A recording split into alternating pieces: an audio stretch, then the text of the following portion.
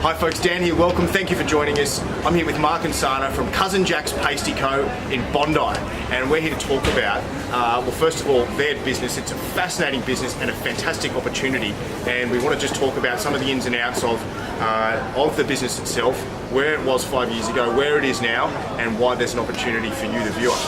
So welcome, thank you for joining us. Hi Dan. So tell us about, first of all, why you're looking to potentially divest. What are you going to be doing next? Well, we're quite keen to expand our family, have some more children, and Mark's family are all in the UK, so we're keen to take them over there and spend a bit of time in the UK. So it just doesn't work to have the business here and be over in the UK. You can't do two at the same time. Exactly, sure, yeah. Sure. So tell us about Cousin Jacks. Where did the idea come from? Where did it get started? And how did you bring it to today, where we are sure. today? Mark's idea. Yeah, so originally it was my idea, so I'll take that one. So yeah, I mean, I grew up in the UK originally. Cornish pasties are prolific throughout the country. So it's well known as a great lunchtime or dinner time hot party takeaway snack. When I came to Australia, I realised that there was a pie, but there was no pasties. So I saw a real niche there to be explored. We decided to give it a go at doing some markets here in Sydney, which were very popular, weren't Yeah, they? we used to do the markets once a week, and we used to sell out by midday and pack up and go home. It went really well. Customers were asking for the pasties every day, so they wanted us to open a store. So we ended up opening the store and going from there. Folks, by the way, this is a great example of how two people without any experience in food and retail have taken something they're passionate about and turned it into a real business. So tell us about the core business model, the light bulb moment when you're thinking about this business. What is the business? Where is the business going to be in the next 5 years in terms of your first vision? So I mean, we built the business from the ground up to be a multi-store concept, not a single store. This is everything around our processes that we use here. We use a lot of online systems like stock control and everything to really and templated everything so this can be rolled out to multiple stores with relatively ease. Our cost model is all around going to store 2 and store 3, utilising the kitchen that we have here and our chefs to drive down our staff costs and increase a better bottom line profit as well. Okay. Talking about a multi-store concept, how is this business specifically designed to be able to handle the supply of products to how many other stores? So out of this kitchen we can supply 2 to 3 stores depending on the size of the store. So that's when your costs are actually going to go down across 3 stores, because you can supply from this kitchen chefs here to the other stores. Let's talk about cost of sales as a percentage of revenue. So the cost of sales is around 23%. It's lower than the industry average because we make everything from scratch here. And we have very experienced chefs that really can keep the wastage low because they're really experienced on how they order their products and their efficiency in the job. We've also got a lot of processes that allows us to analyse the business and plan really well, so that keeps the wastage down as well. Okay, so let's talk about your function in the business now. I know during year 1 and 2, you're probably working very, very hard. Your business is in its establishment phase. Yes. What does your weekly routine look like now?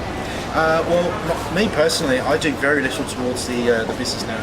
The processes are all bedded in. I do a little bit of back-end accounting and processing and that sort of thing. Occasionally updating some of our great menus that we have. So just that's not hard.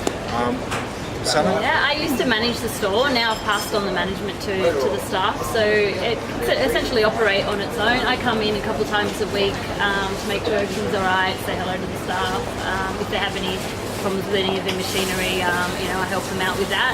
I still do 1 day a week because I frankly enjoy coming in and I enjoy dealing with the customers and the staff. It's a part of my enjoyment. I like doing that, so I still do that. I do the roster. But besides that, it can really operate on its own. The type of person you see buying this business? Yeah, sure. Who do you see, taking the reins, and what type of buyer is this business going to suit? I think the purchaser has to believe in the brand and the product, but there's 2 types of people that... Let's define the brand and the product by being multi-stores, because I think that's really where a big part of the opportunity is, right? Yes. They move in, they buy the intellectual property, and then they then they elaborate on a fantastic model, store 2, store 3, store 4, and really capitalise on the economy of scale. Correct. So that's one buyer type. Yeah. The other buyer type can be an owner-operator, where they want to come in 6 days a week, shall we say, come in, get their hands dirty. You know, they really enjoy the food side of the business, and they want to get in there. And we've got a great customer base here for this first store. Very, very friendly locals, etc., and a lot of regulars, so they want to come in. Do you feel that there are any future opportunities for this particular store if we bring an owner-operator here who wants to just sink their teeth into this store? Yeah, for sure. We've got our liquor license, which we haven't yet implemented, so there's huge opportunity to do that. And I think that will bring a lot of extra cash to the business. It'll be great. We could actually focus on a range of like more English kind of ales and European beers and that, which can complement the pasties really well, or just go for a more of a generic alcohol set sort of thing. Yep. And the other additional thing that we've started is kids pasty making classes. We had our first one recently, and it went really well. Yeah. We actually were overbooked, and we had more people interested. So we're doing another one, and we're increasing the size. We've got lots of demand for it, and it also creates extra buzz and extra sales because the parents come along. We create a bit of some excitement, and the store gets even busier that day. So it's really good. When Mark told me that you marketed that event on a blackboard, I couldn't believe it, that it was sold out. Yeah, that was good. I mean, we did it on Facebook as well, where we got a lot of walk-ins. A lot of parents obviously work in the area, and one of our staff is actually learning to become a teacher, so she was really excited about it and wanted to help me out with that. So it's a bit of fun, and it went really well. Great. Yeah. Thank you very much for your time, folks. If you do have any further questions, please let me know. Shoot me an email in the comments below, and I'll be happy to introduce you in person to the owners. Thanks, folks. Thank you. Thanks, guys.